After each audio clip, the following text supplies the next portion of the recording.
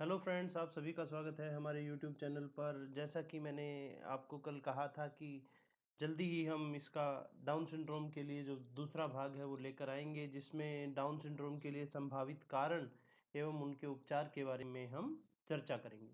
तो दोस्तों, ये वीडियोस लाने का मेरा क्या मोटिव है, क्यों मैं इन डिसेबिलिटीज़ के ऊपर वीडियोस बना रहा हूँ। काफ़ी सारे दोस्तों के मैसेजेस मुझे आए कि हमें इन वीडियोज़ को क्यों देखना चाहिए, इनकी हमें क्या ज़रूरत है। तो दोस्तों, इसमें हो क्या रहा था कि मेरे कुछ क्लाइंट्स हैं, जिनका कहना था कि उनके बच्चों को भी डिसेबिलिटीज़ हैं और वो इस चीज़ से परेशान नहीं हैं कि उनके बच्चों को डाउन सिंड्रोम है या सेरेब्रल पॉल्सी है, लेकिन वो इस बात से परेशान हैं कि लोगों में डिसेबिलिटीज़ को लेकर के जागरूकता नहीं है। वो नहीं जानते हैं कि ये क्या है। बहुत से लोग उनके बच्चों को देखकर एलियन बुलाते हैं, पागल बुलाते हैं, इस तरह के बेहुदा कमेंट करते हैं और बड़े ही वाहियात किस्म के सवाल करते हैं। उन बच्चों का मजाक उड़ाया जाता है। तो इसलिए वो चाहते हैं कि हम लोगों तक जो है इन डिसेबिलिटीज़ के बारे में जानकारी पहुंचाएं कि ये क्या होती हैं, क्यों होती हैं।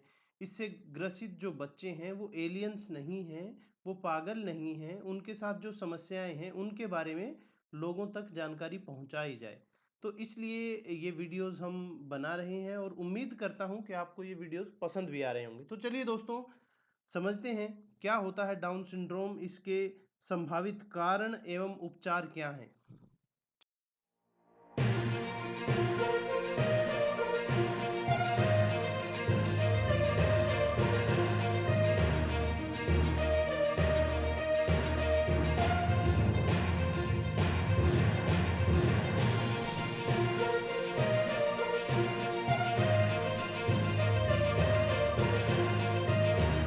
दोस्तों, जैसा कि कल ही हमने बात की थी कि हर एक बच्चे में 46 क्रोमोसोम होते हैं, जिनमें से 23 क्रोमोसोम माता से मिलते हैं और 23 क्रोमोसोम पिता से मिलते हैं।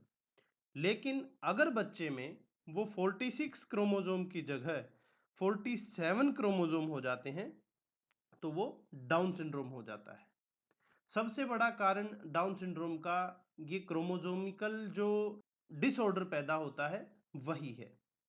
उसके बाद दूसरा कारण अगर हम देखने जाएं तो डाउन सिंड्रोम का एक सबसे बड़ा कारण जेनेटिक डिसऑर्डर भी हो सकता है, जिसका मतलब है कि अगर परिवार में किसी को भी डाउन सिंड्रोम है तो हो सकता है कि ये आने वाले नव शिशुओं में भी पैदा हो जाए।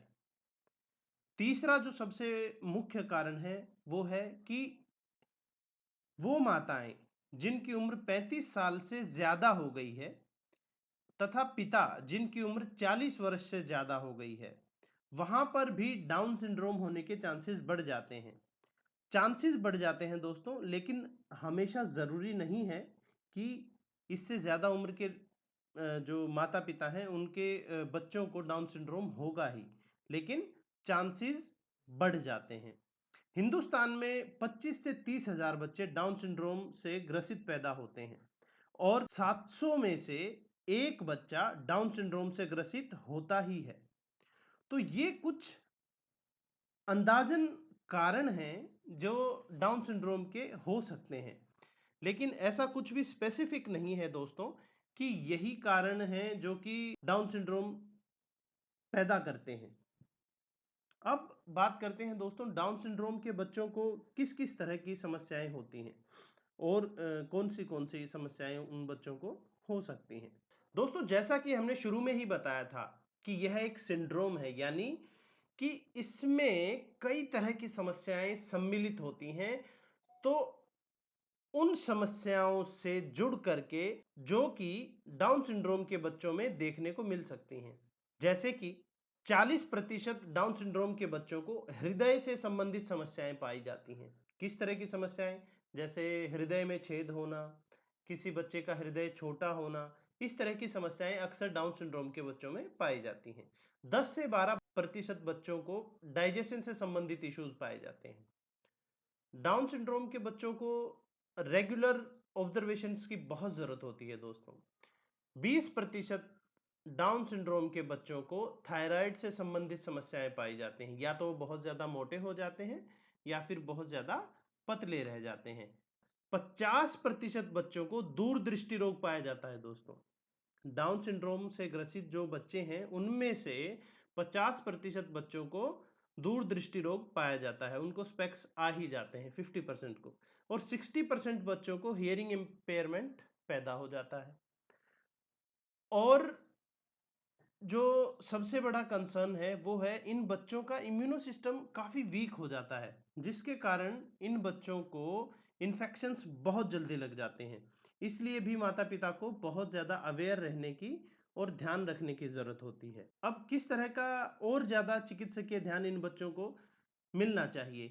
तो सबसे पहली बात है दोस्तों कि आप जो भी माता पिता हैं जिनके बच्चे डाउन सिंड्रोम से ग्रसित हैं, वे रेगुलरली जो है पेडियाट्रिशियन से मिलते रहें, कार्डियोलॉजिस्ट से मिलते रहें, ताकि बच्चों का हार्ट से संबंधित जो है चेकअप होता रहे।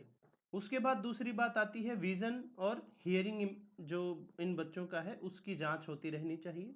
रेगुलर मेडिकल केयर इन बच्चों को बचपन से ही मिलते रहना चाहिए। इनका जो प्रॉपर टीकाकरण है वो होते रहना चाहिए। तो दोस्तों, इस बीच में मैं आप सभी से एक अपील करना चाहूँगा कि अगर आपको हमारे वीडियोस पसंद आ रहे हों तो लाइक और सब्सक्राइब करना ना भूलें, और घंटी वाले आइकन के ऊपर ज़रूर प्रेस करें ताकि आपको हमारे आने वाले वीडियोस की जानकारी मिलती रहे। और हाँ दोस्तों, कमेंट ज़रूर कीजिए।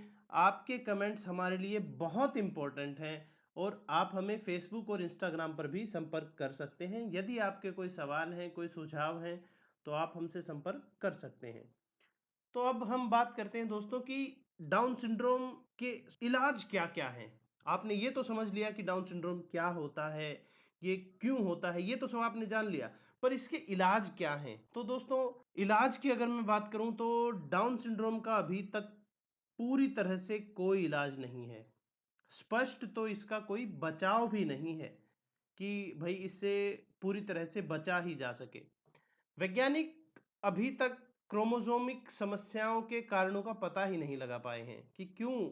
साफ तौर पर कोई नहीं कह पा रहा है कि किन कारणों से ये क्रोमोसोमिकल जो है डिस्टरबेंस पैदा हो जाती है।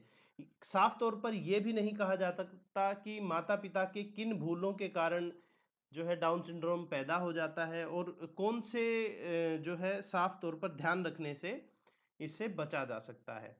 लेकिन प्रिवेंशंस फिर भी हम रख सकते हैं, तो वही जो हमने आपको सुझाव दिए आप उनके ऊपर ध्यान रखें। दूसरी बात आती है दोस्तों, ये एक सिंड्रोम है, यानी कई लक्षणों का मिश्रण है। इसमें सिम्प्टोमेटिक ट्रीटमेंट करना पड़ता है। तो दोस्तों, सिम्प्टोमेटिक मतलब अलग अलग थेरेपीज से इलाज किया जाता है। जैसे अगर बच्चे को फिजिकल कोई कंसर्न है तो उसके लिए फिजिकल थेरेपी दी जाती है, ऑक्यूपेशनल थेरेपी दी जा सकती है, बिहेवियरल थेरेपीज दी जाती हैं, और स्पेशल एजुकेशन भी इन बच्चों के लिए काफ़ी हेल्पफुल होता है। पर सबसे ज़्यादा जो माता पिता के लिए ध्यान रखने वाली बात है वो ये है कि जितना जल्दी हो सके उतना जल्दी आप बच्चे की ट्रीटमेंट शुरू रखें, क्योंकि अगर थेरेपी शुरू से चलती है तो अच्छा आउटकम यहाँ पर देखने को मिल सकता है। उसके बाद बात आती है दोस्तों कि किन लोगों को ज़्यादा खतरा रहता है कि एक डाउन सिंड्रोम का बच्चा पैदा हो सकता है। वे माता पिता जिन्हें एक बच्चा ऑलरेडी डाउन सिंड्रोम का है उन्हें ज़्यादा रिस्क होता है। दूसरा, वे माता पिता जिनका रीअरेंजमेंट इन्वॉल्विंग है क्रोमोसोमिकल 21 में। और तीसरा, जो माताएं 35 वर्ष से ऊपर उम्र जा चुकी है जिनकी, वो भी इसमें ज़्यादा खतरे में रहते हैं।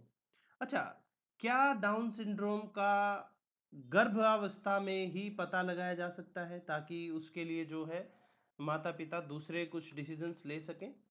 तो हाँ, इसका बिल्कुल पता लगाया जा सकता है। कुछ ऐसे टेस्ट हैं, एएफपी ब्लड टेस्ट वगैरह हैं, कुछ स्क्रीनिंग टेस्ट हैं जिनके द्वारा 16th वीक में, प्रेगनेंसी के 16th वीक में आप पता लगा सकते हैं कि बच्चे को डाउन सिंड्रोम तो नहीं है, और डॉक्टर आपको उसके हिसाब से सजेस्ट भी करेंगे कि कौन से टेस्ट आप करवा लें और क्या डिसीजंस आप ले सकते हैं। तो ये आपने समझ लिया कि डाउन सिंड्रोम क्या होता है, क्यों होता है, इसके लक्षण और इसके उपचार के बारे में आप सबने अच्छे से समझ लिया। कुछ सुझाव जो हैं वो यही हैं कि फैमिली प्लानिंग आप सही उम्र में करें, प्रेगनेंसी के दौरान लगातार डॉक्टर से मिलते रहिए, नियमित जांच करवाते रहिए, नियमित दवा लेते रहिए।